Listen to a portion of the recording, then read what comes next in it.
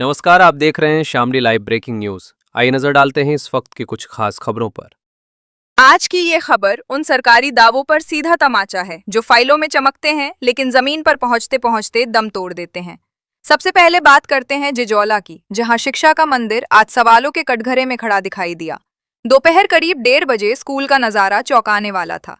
शिक्षक धूप में टेबल पर बैठकर आराम फरमाते और आपस में बातचीत करते नजर आए, जबकि प्रधानाध्यापक अमित कुमार मोबाइल पर रील देखते मिले।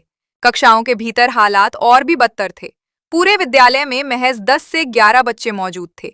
एक कक्षा में सिर्फ 6 बच्चे मिले जो पढ़ाई करने के बजाय कैरम बोर्ड खेलते दिखाई दिए। पूछने पर बताया गया कि कई अभिभावक अपने बच्चों को घर ले गए हैं। बच्चों की ड्रेस और जूतों की स्थिति बेहद शर्मनाक पाई गई। एक दो बच्चों को छोड़कर अधिकांश बच्चे बिना यूनिफॉर्म और जूतों के थे। कई कक्षाओं में कूड़ा कचरा फैला हुआ मिला, जिससे स्वच्छता और अनुशासन दोनों पर सवाल खड़े हो गए। इसी दौरान जब इन हालातों की मीडिया द्वारा कवरेज की गई तो प्रधानाध्यापक का रवैया और भी हैरान करने वाला रहा। मीडिया कर्मियों से आईडी कार्ड और स्कूल में प्रवेश करने की परमिशन दिखाओ। आईडी कार्ड दिखाने और मीडिया कर्मी बताने के बावजूद अभद्र भाषा का प्रयोग किया गया, धमकी दी गई और जाते समय वीडियो बनाकर डराने की कोशिश की गई। सवाल यह है कि जब पत्रकारों के साथ ऐसा व्यवहार है तो बच्चों और अभिभावकों के साथ व्यवहार कैसा होता होगा। इतना ही नहीं, विद्यालय परिसर में 2 बीएलओ भी प्रधानाध्यापक के बराबर में टेबल पर बैठे मिले। उनका कहना था कि वे स्कूल समय में मतदाता सूची से नाम छांटने का काम कर रहे थे।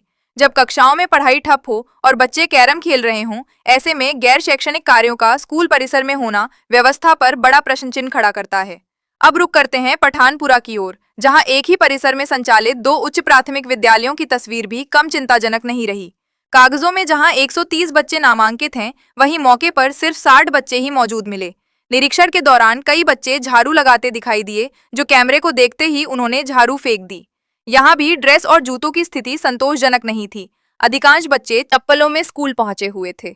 विद्यालय में नियमित शिक्षक मौके पर नहीं मिले। बताया गया कि इंचार्ज काउंसलिंग में है।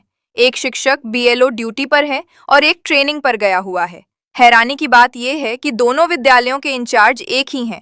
इसके बावजूद व्यवस्था पूरी तरह चरमराई हुई नजर आई। सवाल ये है कि जब जिम्मेदारी एक के पास है तो हालात इतने बदतर क्यों हैं? इस पूरे मामले पर एबीएसए ऊन विकास पवार का कहना है कि प्रकरण अब उनके संज्ञान में आ चुका है।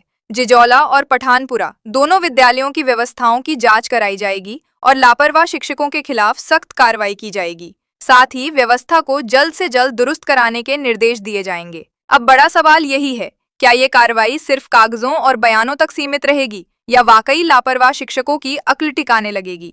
बच्चों का भविष्य और परिषदीय स्कूलों की साख अब इसी जवाब पर टिकी हुई है। फिलहाल खबरों में इतना ही। बने रहिए हमारे साथ, फिर होगे हाजिर नई खबरों के साथ। Shamli live breaking news channel सिर्फ खबर नहीं दिखाता, सवाल भी उठाता है।